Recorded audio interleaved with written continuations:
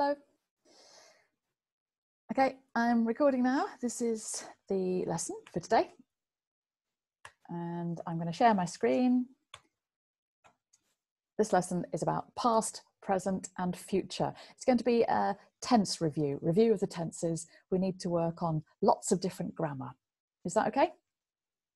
Okay. So, the first thing, who is that in the picture? What do you think? And when do you think it is? Of course, it's me, yes. And that is my oldest daughter, who's now 28, and she was 2. So I was about 25, 26 years ago. Okay, so this is a bit about my life 25 years ago. 25 years ago, I was living in Brazil. I was going out in the sun a lot. I was eating a lot of rice and beans, because that's the typical food in Brazil. I was speaking Portuguese. I was teaching English, and I was training teachers. Look at the grammar. What is that grammar that we're looking at now? How do you form it? So, what tense? Do you know the name? How do you make that tense? Let's have a look. Look at all the examples. See if you can see the patterns. So, yep, look at the grammar. Was and were. When do you use was? When do you use were? And the present participle. How do you form this? Let's have a look back again. So, was or were. When do you use were? And the ing form, present participle. So all of those verbs, you're just adding the ing, apart from live, where you take off the e and add ing. Okay, so now we know about the past continuous. Of course, you can pause this video whenever you want to, whenever you need to, and you can rewind to watch parts again. Past continuous, we often use it together with the past simple, because the past continuous is giving the background information when something else happened. Okay? For example, I was living in Brazil when Princess Diana died. My parents were living in the UK when I had my first child. The background information is red. The main event is purple. Can you make a timeline? Can you draw a line with those two actions on them and bring your timelines to class so we can check them? Okay. Now, your task. You need to find a photo of you. It could be on your phone. It could be a real photo. If you don't have anything, you can draw a picture of yourself. And this could be 5 years ago, 10 years ago, 20 years ago, 25 years ago. Okay, you choose how many years ago it could be. It could be 2 or 8 or 15, any number of years ago. Find the photo, bring it to class, and you need to write 10 sentences in the past continuous about what you were doing then. And you can include events in the past simple, like in those examples I've shown you.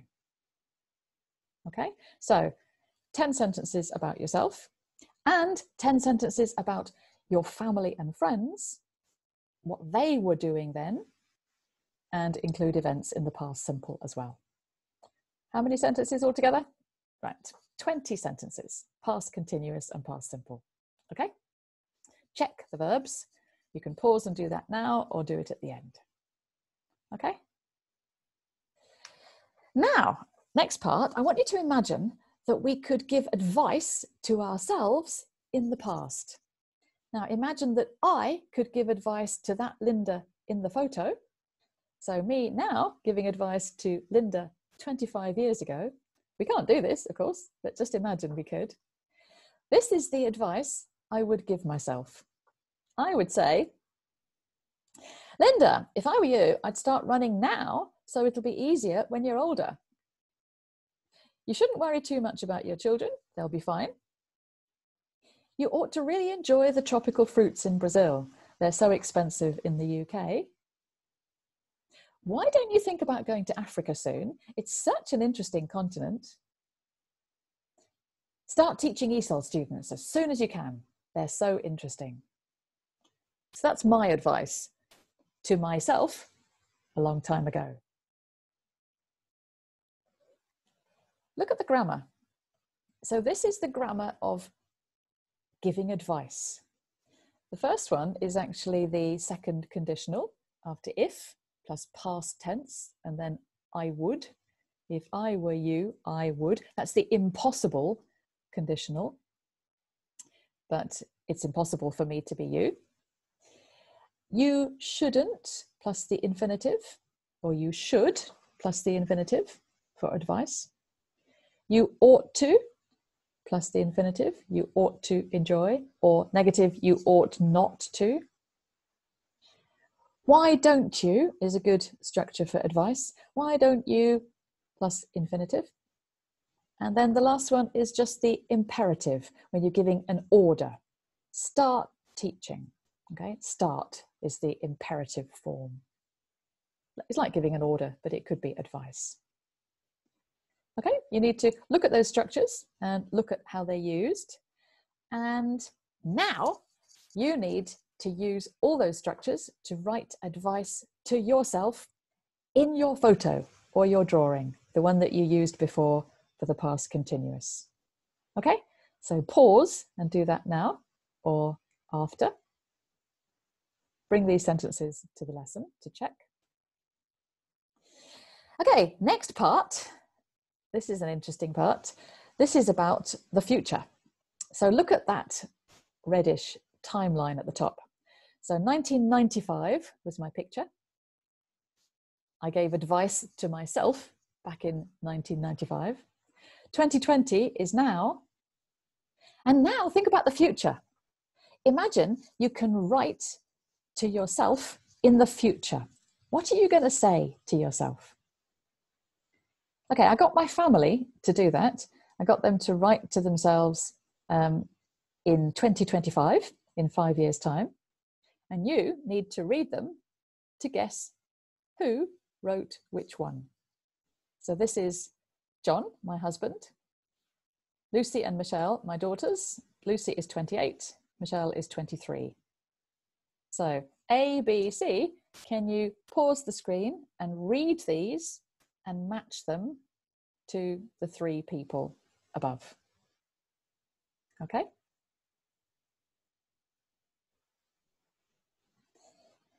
Okay, so what do you think? Okay, I'll tell you which ones are which to check. The A is my youngest daughter, that's Michelle. B is my husband. C is my older daughter, Lucy. Did you get them right? I'm sure you did. Right, so now I want you to look back and find the different verb tenses in those emails to themselves. Write down the tenses, name the tenses, and think about how they're formed. Okay, so let's have a look again. You can pause this screen, find the tenses and how they're formed. Pause now.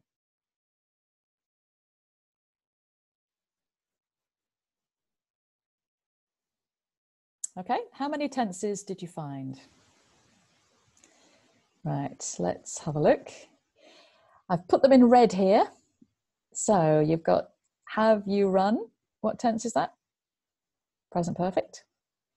You'd better start.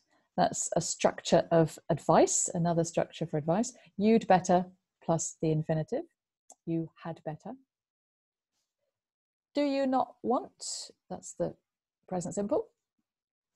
Are you still living? Present continuous. And have you been doing a lot of walking and cycling? That's present perfect continuous. Okay, all the others are repetitions of the same thing. So these are the emails to your future self asking about what you've completed, present perfect, or what you're doing in the future. Guess what you have to do now? Okay, using all those tenses, you have to write an email to yourself in the future. You can choose when. So it could be 1 year in the future, 5 years, 10 years, you choose. Think about what you want to write to yourself. And then you can look at this website, Future Me. You can send the email to yourself now, if you like, or you can bring your, you need to bring your email to class anyway. You can bring it to class and we can look at it and correct any errors, and then you can send it to this email. You'll send it to the email, you click on the link, and in that time in the future, you're going to get an email from yourself. Okay? So you need to bring to the next lesson all these things. Bring the photo, bring the 20 sentences, bring the sentences of advice to yourself in the past, and bring the email to yourself in the future using the 5 tenses.